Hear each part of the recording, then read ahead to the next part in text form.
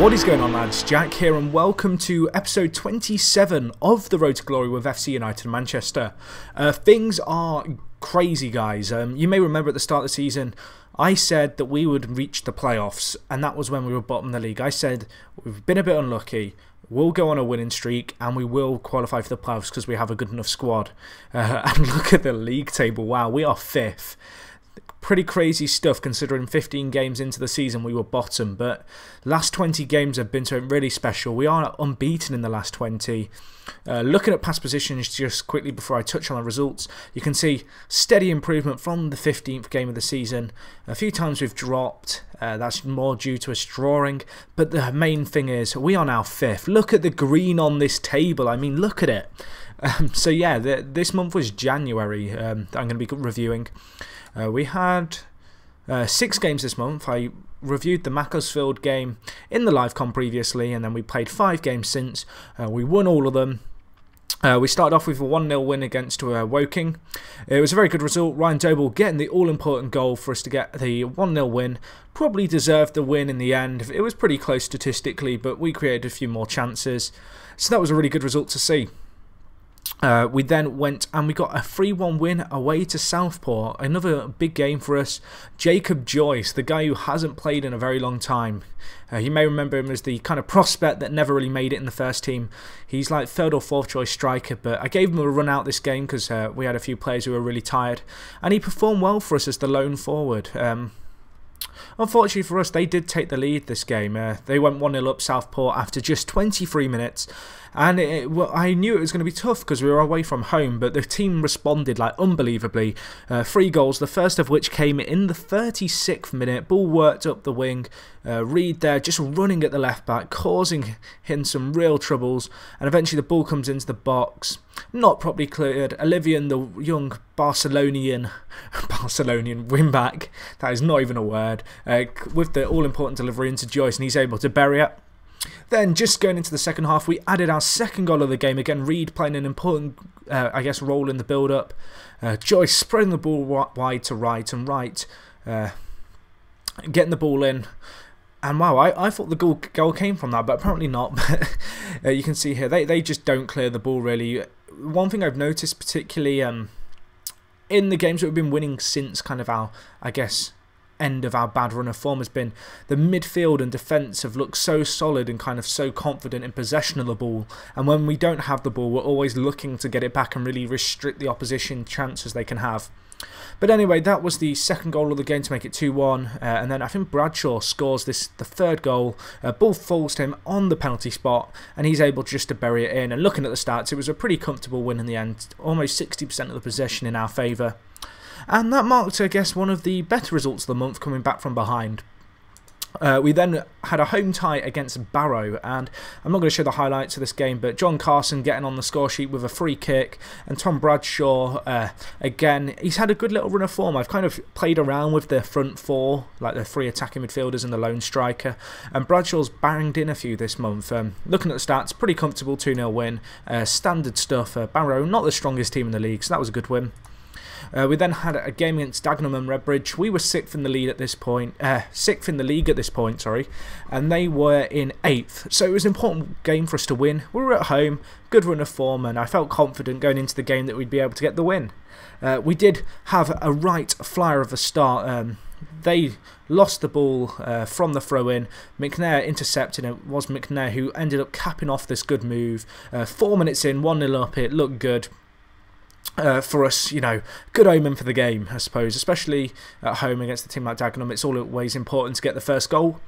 Unfortunately for us, however, we did concede in just the 33rd minute, which to make it 1-1 was a little bit unnerving because Dagenham aren't a bad team. They'd been on a poor run of form into this game, but Cowan finding some space at the back post for them, and that made it 1-1 going into the half-time. So I gave the team a really kind of broad and shouty half-time team talk, and they came back better for it in the second half, and you'll see here we really hit them on the counter. Alto trying to get the ball in, Stewart intercepting straight up to Bradshaw. Bradshaw, as I said, having a good run in the first team.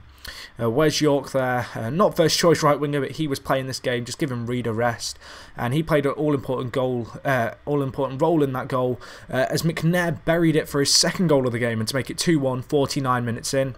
And it was nice to see that just in the 56th minute we added our third of the game to make it 3-1, and from then on we really kind of just were able to see out the game nice and calm, and I guess confidently. Bit of a shame that McNair couldn't get his hat-trick, but Doble with the tidy finish, edge of the area shot into the bottom right-hand corner, made it 3-1. Again, looking at the stats, it was a pretty 50-50 game. We edged possession, and maybe we're slightly fortunate to get the 3-1 win, but it's one of those results where we just have to take it. And then the last game of the month was against Forest Green Rovers, who were in 4th and we were in 5th. So this was a really big game. If we beat them, we'd leapfrog them in the league. And we did win 2-1. This was a game that we were pretty fortunate to win. We took a nice early lead through Sam Sheridan, who's come back from his loan spell. I think he's going to be going back out in the next few days on loan to Bradford, PA. But I decided just to give him a game while he was back, because we have been suffering a bit with injuries, and he was able to get a goal from a set piece that just really wasn't cleared by Forest Green, and that made it 1-0, which is a good, I guess, way to start the away game.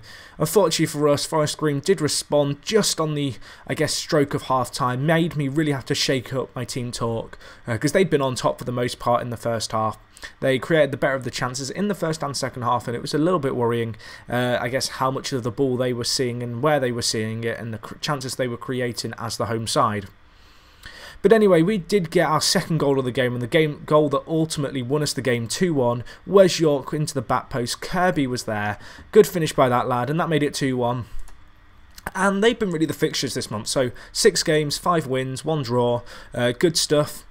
Just on the injury front, we've got Henry and Billy Reed both out injured, which is a little bit worrying because, I don't know, it's not nice to have your first team kind of players injured at any time of the season, but particularly when we're on a good run that we are, and we are really pushing for kind of a really high up finish in the league. It's a little bit annoying in many respects, you know, losing a few of those first team players. You'll also see that we are struggling on the midfield side of things just because, well, we lack players basically. We have a fairly big squad, but I don't have the strength in depth that perhaps I do have strength in depth, but the players who are the strength are significantly worse than the first choice players. So when you've got players like Billy Reed and Henry out, it can be difficult to kind of plug the gaps and make up for, I guess, the presence that they bring to the club. But anyway, I'm just going to sort out my subs bench here quickly. I asked my assistant to do it before the recording, and he's decided to totally screw me over and leave me with 4 defenders on the bench, which makes absolutely no sense. So, we'll go with that. Today's game is against Gainsborough Trinity, who were the winners of the Blue Square Bet North the season before we went up into the league.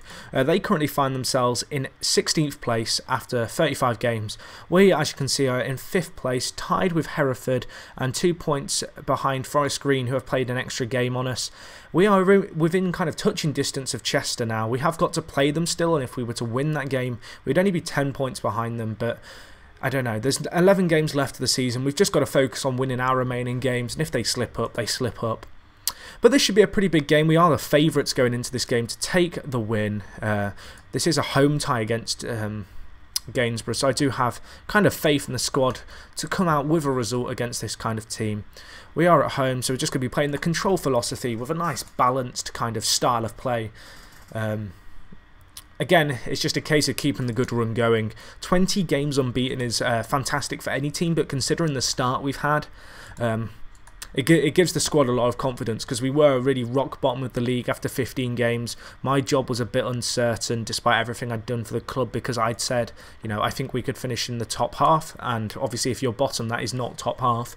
And so the board weren't happy about that. However, I really stuck by the squad. I brought in Olivian, who has really spurred some change, I guess. It's ever since he came in at the left-back position that we've played better. I'm not saying he's the reason we're playing better. And they're through on goal. Can we defend this? Gun, you babe, with the save. They've got a corner, though. We're going to have to defend this well.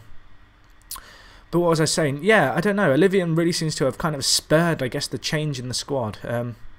maybe that's just me, maybe that's just coincidence, but since he's come in, he's been a regular starter on the left back position, and really the squad's just playing with so much confidence now. I mean, at the start of the season, there was games that we'd dominate and we'd only draw, and games that we'd, you know, deserve the win and we'd lose. And it's really kind of flipped around, and we're winning games that perhaps we wouldn't have won a few months ago. You know, we've just started to get the rub of the green, and 1-0 to Gainsborough as I ramble on.